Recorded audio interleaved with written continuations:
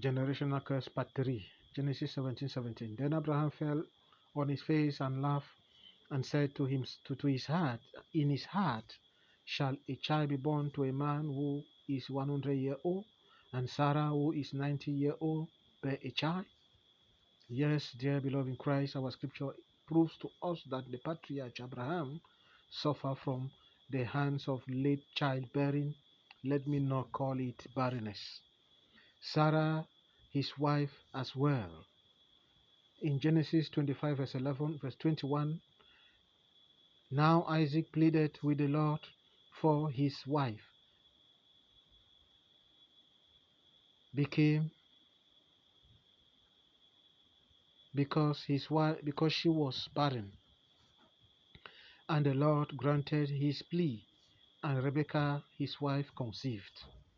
Yes, dear friend, there are many Abraham and Sarah out there. You saw what happened to Abraham, late childbearing. It transferred to Isaac. Isaac needed to pray before Rebekah took him. Abraham needed to be faithful to God before God will give him the promised son, Isaac. Under the sound of my voice, I tell you the truth, until you are violent in your place of prayer against this generational curse, this negative inheritance, you will have only your eyes to cry. For some, it is limited number of children. Your mother gave birth to 2, you are now giving birth to 2, you are looking for the third one, there's no way. For some, it is giving birth in their father's houses. Not because you want it, but that blood that has been transferred to you, that generational curse has followed you and has done what you never wanted to do. Yes, dear friend, there is a problem. A negative spiritual inheritance that needs to be broken. Prayer point. Oh Lord, my Father, I disconnect myself from negative spiritual inheritance of barrenness, late childbearing, limited number of children, etc. In the name of Jesus, you are disconnected. Continue to pray.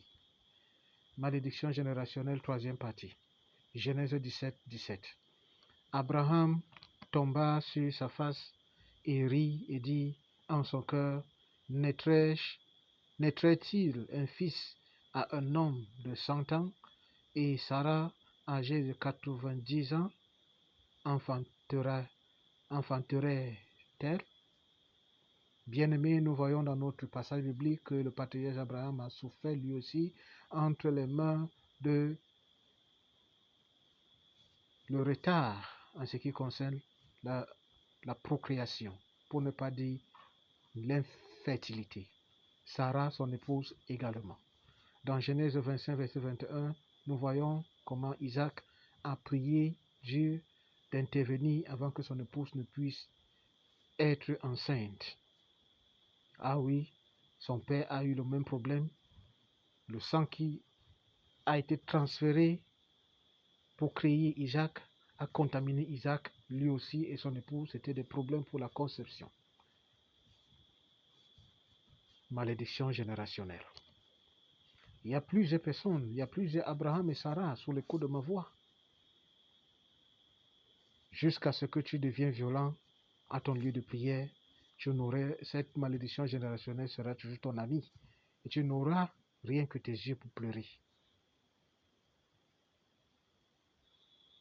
Pour certains, c'est un nombre d'enfants limité.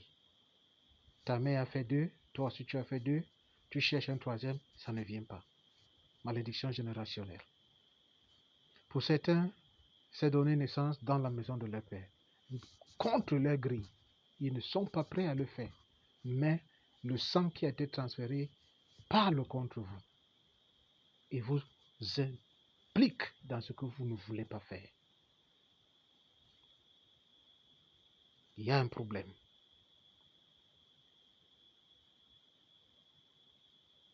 Et ce problème, c'est l'héritage négatif spirituel qui doit être brisé. Prière. Ô Seigneur mon Père, je me déconnecte de toute héritage spirituel négatif, de l'infertilité, le retard dans la procréation, nombre d'enfants limité, etc. Je me déconnecte au nom puissant de Jésus-Christ.